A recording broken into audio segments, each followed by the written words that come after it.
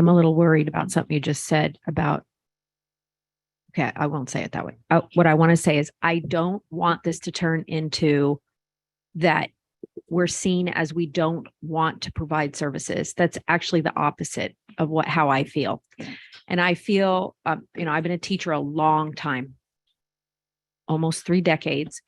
And I can tell you, sometimes teachers, we see things, we want to get a student identified and get special ed services. And sometimes folks that work in the special ed department want to deny those things because they're worried about looking like, and I'm not saying in Ocean View, I'm just talking in generalities, teachers and so on.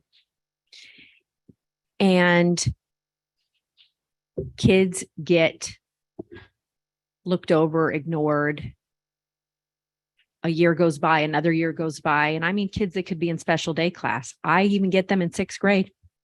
How do you make it all the way to 6th grade and no one figured out you need to be in special day class? I had one this year. I had one last year. It goes on everywhere. So I don't want us to overlook students that need services. They need the right services. And if students are out there and they're needing speech language pathology services, or they're needing counseling services, or whatever it is, we need to give them those services.